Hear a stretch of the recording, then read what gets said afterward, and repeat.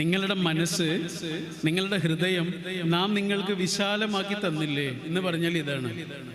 എല്ലാ മനുഷ്യനെയും ഉൾക്കൊള്ളാൻ പറ്റുന്ന വിധത്തിൽ നിങ്ങളുടെ മനസ്സ് വലുതായില്ലേ? അങ്ങനെ ഒരാൾക്ക് മനസ്സ് വലുതാകുമ്പോഴാണ് അയാൾക്ക് മനുഷ്യർക്ക് മാപ്പ് കൊടുക്കാൻ കഴിയുക. അല്ലാത്തവർക്ക് കഴിയില്ല. ചെറിയ മനസ്സുള്ളവർക്ക് പറ്റുന്ന പരിപാടി അല്ലാതെ. ഞാൻ മരിച്ചാലും മറക്കൂല എന്ന് പറയില്ലേ? അത് ചെറിയ മനുഷ്യരെ അങ്ങനെ പറയൂ.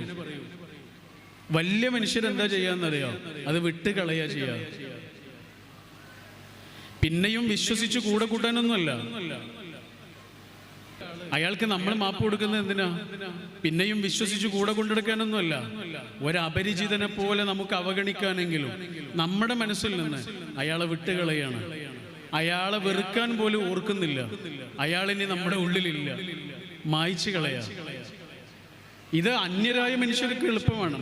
അന്യരായ മനുഷ്യരോട് അങ്ങനെയൊക്കെ പെരുമാറാൻ എളുപ്പമാണ്. പക്ഷെ നമ്മുടെ ഉള്ളിലുള്ള മനുഷ്യരോട് എന്ത് ചെയ്യും? ഈ മനുഷ്യന്റെ ഒരു വലിയ സങ്കടം എന്താണെന്നറിയോ? എൻ്റെയും നിങ്ങളുടെയും ഒക്കെ ഒരു സങ്കടം. നമ്മുടെ ജീവിതത്തിൽ വലിയ വേദന തന്നിട്ടുള്ള ഒരാള്, നമുക്ക് മറക്കാൻ പറ്റാത്ത ഒരു സങ്കടം തന്ന ഒരാള് മിക്കവാറും നമ്മുടെ കുടുംബത്തിലുള്ള ഒരാളായിരിക്കും. കുട്ടിക്കാലം മുതലുള്ളൊരു വേദനയാവാം, അപമാനമാവാം, മുറിവാകാം, എന്തോ. ഇപ്പം എനിക്ക് 40 വയസ്സായി.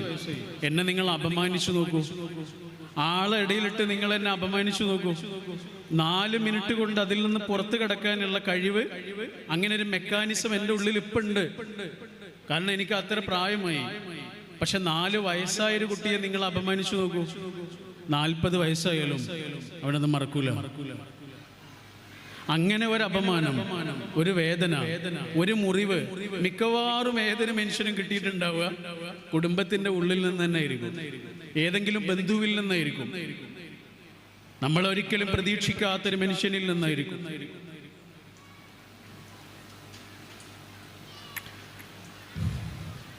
ലോകം കണ്ട ഏറ്റവും സുന്ദരനായ മനുഷ്യൻ ആരാ? ആരാ ആരാ ലോകം കണ്ട ഏറ്റവും സുന്ദരനായ മനുഷ്യൻ നമ്മുടെ ഇസ്ലാമിക് ഹിസ്റ്ററിയിൽ ആരാ? ഹബീബായ റസൂൽ സല്ലല്ലാഹു അലൈഹി വസല്ലം. വേറൊരു പ്രവാചകനും ഇതേപോലെ ഭയങ്കര ഭംഗിയുള്ള ഒരു ആളായിരുന്നു. ആരാ? യൂസുഫ് നബി അല്ലേ? അതിസുന്ദരനായിരുന്നു എന്നാണ് ഖുർആൻ അങ്ങനെ തന്നെ പറയുന്നുണ്ട്. പച്ചക്കറി ഇങ്ങനെ അരിഞ്ഞുകൊണ്ടിരിക്കുന്ന ആളുകൾ അറിയാതെ കൈ അരിഞ്ഞു പോയി കണ്ടിട്ട് ഈ ഭംഗിയിൽ സ്വയം ഉരുകിപ്പോയി മനുഷ്യൻ. അത്രയും ഭംഗിയാണെന്നാണ്. അപ്പൊ നമുക്ക് സങ്കല്പിക്കാൻ കഴിയാത്ത ഭംഗിയായിരിക്കും. ശരി, ആ യൂസുഫ് നബിയുടെ കുട്ടിക്കാലം നമുക്കറിയാലോ. എന്താണ് കുട്ടിക്കാലത്ത് ഉണ്ടായത്? പറയേണ്ട കാര്യമല്ല, നമുക്ക് അറിയുന്ന ചരിത്ര.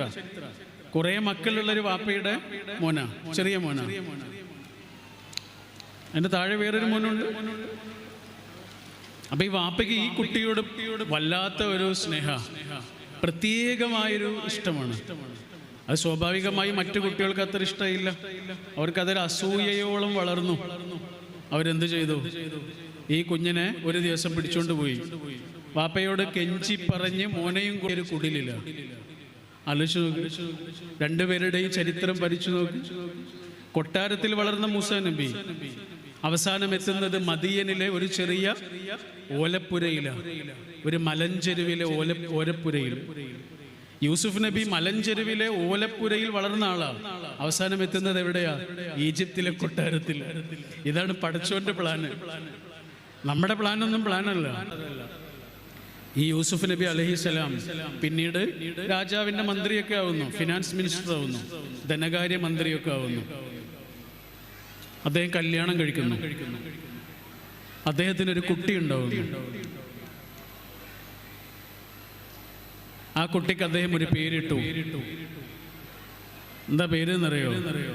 യൂസുഫ് നബിയുടെ കുട്ടിക്ക് കൊടുത്ത പേരെന്താണെന്നറിയോ? മനാസേ. മനാസേ.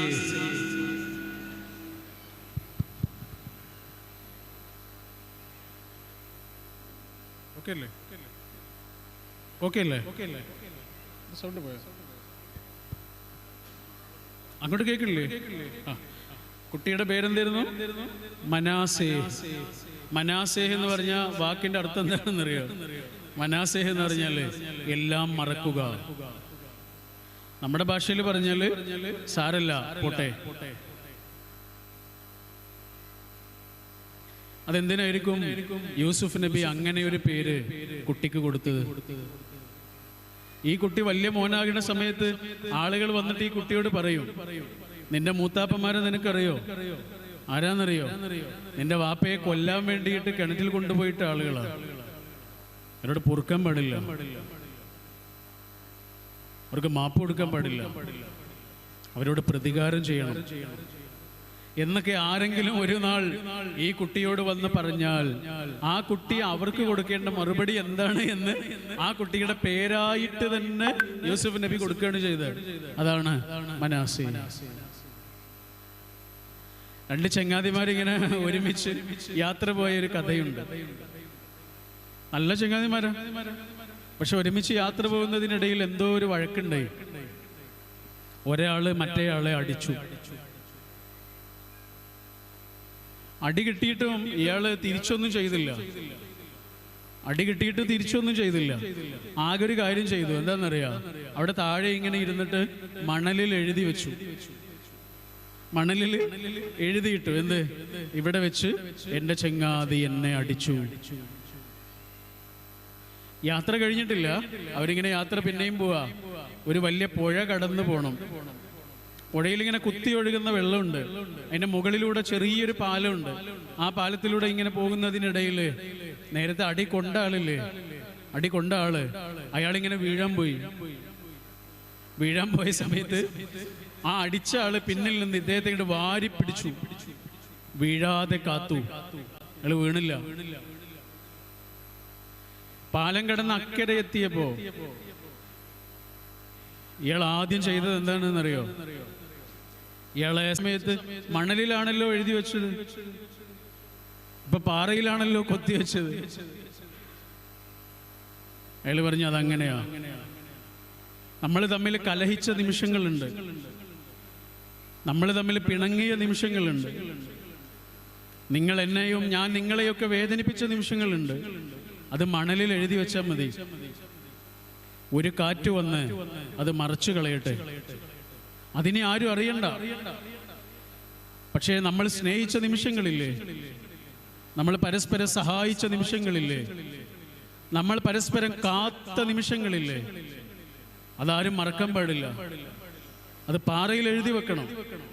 വരാനിരിക്കുന്ന മനുഷ്യരും അതിനെക്കുറിച്ച് അറിയണം, വരാനിരിക്കുന്ന മനുഷ്യരും അതിനെക്കുറിച്ച് പറയണം. അത് മറക്കാൻ പാടില്ല. മിക്കവാറും നമ്മുടെ ജീവിതത്തിൽ ഉണ്ടായൊരു വേദന നമ്മുടെ തന്നെ കുടുംബ ബന്ധങ്ങളിൽ നിന്നായിരിക്കാം. അവർക്ക് കൊടുക്കാവുന്ന ഏറ്റവും നല്ല മറുപടിയാണ് ഈ രണ്ട് കഥകൾ. ഒന്ന് മനാസേ, മറ്റൊന്ന് മണലിൽ എഴുതിയിട്ടാൽ മതി. ഞാൻ എൻ്റെ വാക്കുകൾ ചുരുക്കുകയാണ്. നമ്മുടെ ഹൈന്ദവ സഹോദരങ്ങള്, മന എന്നുള്ള വാക്കിന്റെ അർത്ഥം എന്താണെന്നറിയോ? മ എന്ന് പറഞ്ഞാൽ ഞാൻ എന്നാണ്. ഞാൻ. ന എന്ന് പറഞ്ഞാലോ ഇല്ല എന്നാണ്. ഇപ്പൊ മന എന്ന് പറഞ്ഞാൽ എന്തായി?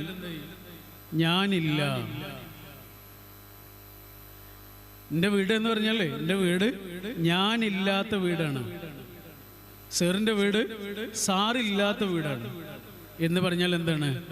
ഞാനില്ല, ഞങ്ങളേ ഉള്ളൂ.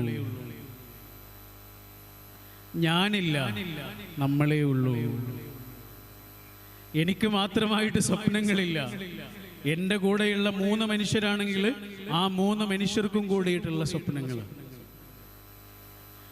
എനിക്ക് കുറെ ആഗ്രഹങ്ങളും പ്രതീക്ഷകളും ഒക്കെ ഉണ്ടാവും. അവിടേക്ക് ഞാൻ എത്തുകയും ചെയ്യും. പക്ഷെ ഞാൻ മാത്രം എത്തിയാൽ മതിയോ? എൻ്റെ ജീവിതത്തിലേക്ക് വന്ന 1, 2, 3 മനുഷ്യരില്ലേ, അവരെയും ഞാൻ എത്തിക്കുന്നതിൻ്റെ പ്രവർത്തനമാണ് ഞാനില്ല എന്ന് പറയുന്നത്. എനിക്ക് മാത്രമായിട്ടൊരു ജീവിതമല്ല, എല്ലാവർക്കും കൂടിയുള്ളൊരു ജീവിതമാണ്. നിങ്ങൾ ആലോചിച്ച് നോക്കൂ, ഇതൊക്കെ നിങ്ങളെല്ലാവരും ഓരോ ഫാമിലി അല്ലേ? ചിലപ്പോൾ ഒരു ഫാമിലിയിൽ 2 ആളുകളായിരിക്കും ഉണ്ടാവുക, ചിലപ്പോൾ 3 ആളുകളാവും, ചിലപ്പോൾ 4 ആളുകളാവും, ചിലപ്പോൾ 5 ആളുകളാവും, ചിലപ്പോൾ അതിലേറെയാവും, ചിലപ്പോൾ 1-ലേറെ കുടുംബങ്ങളുണ്ടാവും, ഒക്കെ ഉണ്ടാവും. ശരിക്കും ഏതൊരു കുടുംബവും രണ്ടാളുകളെ ഉള്ളൂ എങ്കിലും ഏതൊരു കുടുംബവും ഏതുപോലെയാണെന്നറിയോ? ഒരു ചെങ്ങല പോലെയാണ്. ചെങ്ങല എന്ന് പറഞ്ഞാൽ വളരെ പവർഫുള്ളാണ്, വളരെ ശക്തിയുള്ളതാണ് അല്ലേ? വളരെ ശക്തിയുള്ളതാ. പക്ഷെ ആ ചെങ്ങലയിൽ ഒരു കണ്ണി കേട് വന്നാലോ, ഒരു കണ്ണി കേട് വന്നാലോ പിന്നെ അതിന് ചെങ്ങല എന്ന് വിളിക്കാൻ പറ്റൂല.